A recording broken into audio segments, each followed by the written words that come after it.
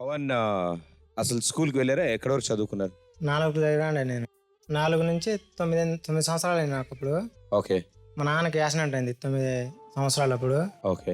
Top పనికి మా ఇంట్లో బాధలు చూడలేక టాప్ పనికి వెళ్దామని వెళ్ళాను సార్. వెళ్తే నేను చిన్న పోరగానే 30 రూపాయలు ఇచ్చారు సార్ నాకు. ఓకే. మా అమ్మకు బాగలేదు, మా నాన్నకు బాగలేదు, ఇంట్లో పొదిచ్చే వాళ్ళు ఎవరు లేదు సార్. 30 రూపాయలకి అంతే చిన్నగా చేసుకుంటూ వచ్చే సార్. చేసుకుంటూ 400కి వచ్చేసారు. ఇప్పటికి 400 ఇస్తున్నారు సార్. ఎన్నేళ్ళ నుంచి పని చేస్తున్నావు అయితే? ఒక 10 ఏళ్ళు లేదు సార్. 10 ఏళ్ళు అవుతుంది మొదలు. 10 ఏళ్ళు లేదు సార్. ఇప్పుడు ఎంత ఉండొచ్చు మీ వయసు? 19 సార్. 19. అంటే ఇప్పటికీ ఈ 8 ఏళ్ళు 9 ఏళ్ళుగా ఇప్పుడు నాన్నగారు ఎక్కువ బరువులు మోయలేరు, సో ఆయన పని చేయలేరు. అండ్ అలాగే అమ్మ కూడా ఇంటి దగ్గర ఉండాలి వీళ్ళని చూసుకోవడానికి. సో ఒకళ్ళు ఉండాలి. ఇప్పుడున్న ప్రస్తుత పరిస్థితి ఏంటమ్మా? ఇంట్లో పరిస్థితి ఏంటి ఇప్పుడు ప్రస్తుతం? నేను చేస్తాను సార్. ఇంట్లో జరిగేది 2 రోజులు చేస్తే 2 రోజులు ఉండదు సార్. నాకు కూడా పని 2 రోజులు పస్తులు ఉంటాయి సార్ మా పరిస్థితి.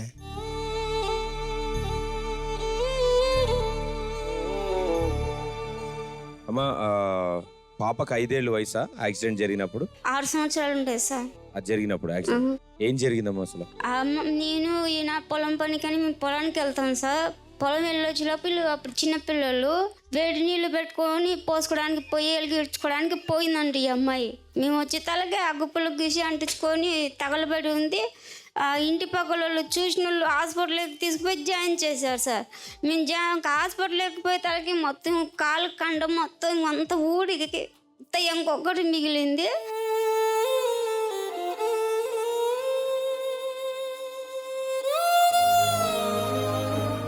అయితే డాక్టర్ అన్నాడు, ఈ అమ్మాయి బతకటం వేస్ట్, మీరు చూపియాకండి, సర్దివన్న అన్న మనం పక్కకు పడేసినట్టు పడేట తప్పనిచ్చి ఈ అమ్మాయి మీద ఆశలు పెట్టుకోవద్దండి. డబ్బు పెట్టినా కానీ ఈ అమ్మాయి బతకదు, బాగు చేయలేము, అసలు వద్దు, ఆశ వదులుకోండి అన్నాడు సార్.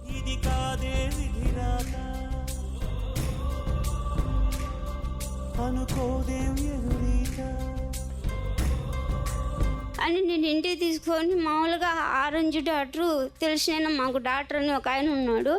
ఆయన రోజు ఇంజక్షన్లు ఇంత వైద్యం చేసిపోయేవాడు. అయితే కాలు వచ్చిద్ది అన్నాడు సార్. 1 లక్ష రూపాయల దాకా ఇండ్లు తాకట్టు పెట్టాను సార్. నేను తాకట్టు పెట్టిన కాలు వచ్చిద్ది అని అన్నాడే కానీ ఈ అమ్మాయికి కండ ఏది పుండు మానే కొద్ది కండ అతుక్కుపోయినది ఆ డాక్టర్ చూడలేదు, మేము చూసుకోలేదు సార్.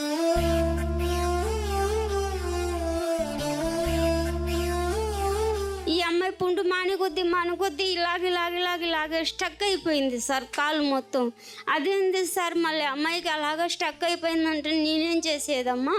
అమ్మాయికి కాలు వచ్చిద్దని అనుకున్నాను, ఈ అమ్మాయికి ఇటు అతుక్కోపోద్దని నేను అనుకోలేదు, ఈ అమ్మాయికి ఆపరేషన్ చేయాలని అన్నాడు సార్.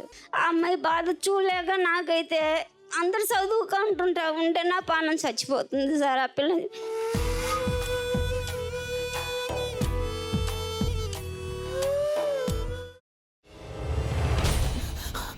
నువ్వు ఇంకేమన్నా చెప్పాలా? ఇంకేమన్నా అబద్ధం చెప్పాలనుకుంటే చెప్పేయి. నేను చూడాలనుకుంటున్నాను నన్ను మోసం చేయడానికి నువ్వు ఎంత నీచానికి దిగజారగలవు అని. ఎందుకు ఆలియా, ఎందుకు నువ్వు ఇలా చేసావు? నీకు తెలుసు కదా నానమ్మ తర్వాత నీ ఒక్కదానిని కదా నేను పూర్తిగా నమ్మేది. ఏమన్నావు నువ్వు? ఈ మధ్య అన్నిటినీ మర్చిపోతున్నావా? అది చాలు. వాటిలో ఉన్న శక్తి విషయాన్ని గ్రహించి మనకు వివరిస్తాయి.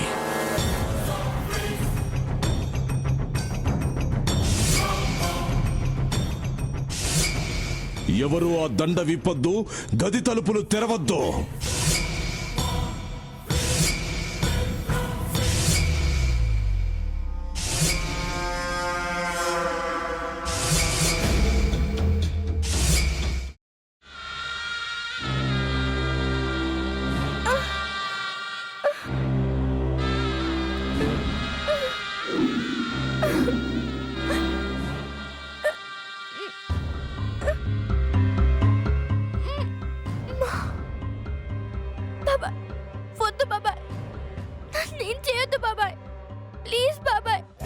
నీకు నిజం తెలిసినప్పుడే నా ఆలోచనలో నువ్వు చచ్చిపోయావు.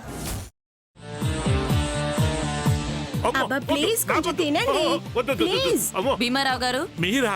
ఇగో మీరా కాదు సక్కుబాయ్. అవును మీ పనామే లేచిపోయిందని చెప్పి కంప్లైంట్ ఇచ్చినావు కదా. రేయ్, ఆయన కంప్లైంట్ ఇచ్చింది లేచిపోయిందని కాదు, కనిపించడం లేదు అని. అచ్చా, అట్లానా? సరే మేడం. ఇడియట్. ఆ వంట మనిషి పేరేంటన్నారు? రత్తాలు మేడం. ఏం పెద్ద మంచి, నీ వంట మంచిని కూడా మేడం అని పిలుస్తావా? రేయ్ హాఫ్ బ్రెయిన్,